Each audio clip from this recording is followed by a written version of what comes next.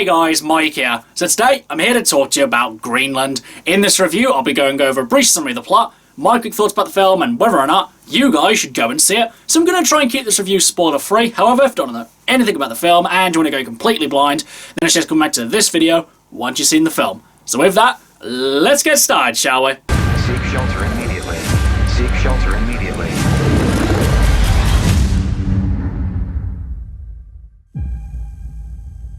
So Greenland stars Gerard Butler as John Garrity. In Greenland, a family struggles for survival in the face of a cataclysmic natural disaster. And so we have Greenland. So guys, finally I've got a new movie to talk about. I know there've probably been new movie releases here and there, but none of them have really, piqued my interest. That was until I saw Greenland advertised on Amazon, so I thought, yeah, right, I guess it's a new movie, let's give it a watch. Going into this one, I had no real hopes for it. It's a Gerard Butler disaster movie, pretty similar to all the other ones we've seen him in. Because recently, with Gerard Butler, he's either in a disaster movie, or he's in a movie that's a disaster. And honestly, going into this one, I thought it was going to be a bit of both. I thought at the very least I'm going to be watching a goofy disaster movie. Going to be a little bit lighthearted, going to be a little bit fun, and maybe it might have some cool effects here and there. But for the most part, that is not the case for Greenland. This is not a fun or goofy disaster movie.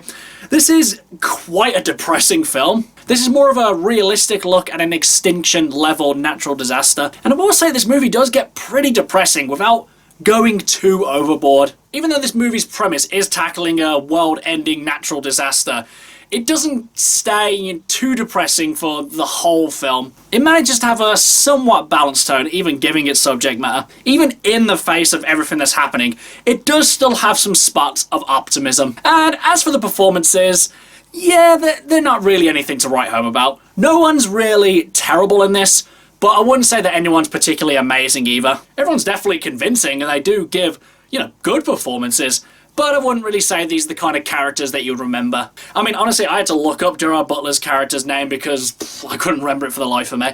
Can't remember a single character's name in this. And even though this film does have some decent character beats, this is a story that's more plot-focused than it is character-driven. Which realistically, for a disaster movie, that does tend to be the case. And I will say that the special effects for this movie, were really good. I will say there probably were one or two bits that were a little patchy, but for the most part, this was a good-looking film. You really feel the constant danger element that's going on throughout the film. But the real question is, does this particular film really stand out from all the other disaster movies that we've had in the past? And I would say, no, not really. This film doesn't really have any exciting characters. It doesn't really do anything that we haven't seen before. The premise isn't really that original. And it's not even the best movie in its specific natural disaster. There have been much better movies dealing with a meteor hitting the planet. And hell, 2 of those movies came out in the exact same year. But was this movie better than I thought it was going to be? Absolutely. I thought this film was going to be completely god-awful. I thought the characters were going to be really insufferable. I thought there was going to be too many goofy things going on at once. And I thought I was just really not going to care about what happened. But having said that, even though I don't think this film excels in any way, shape or form, it was fairly enjoyable. I will say this movie had my attention from start, middle and end. And honestly, with a Gerard Butler disaster movie, I guess that's the best you can hope for. Overall, guys, like I said, this movie was much better than I thought it was going to be.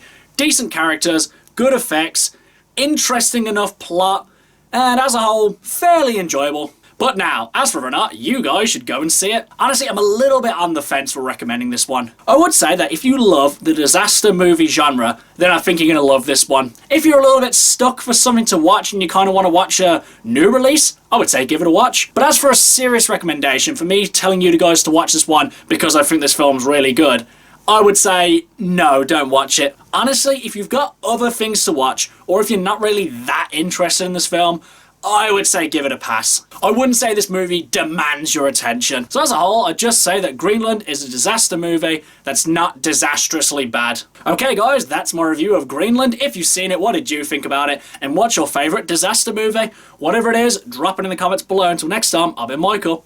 See ya.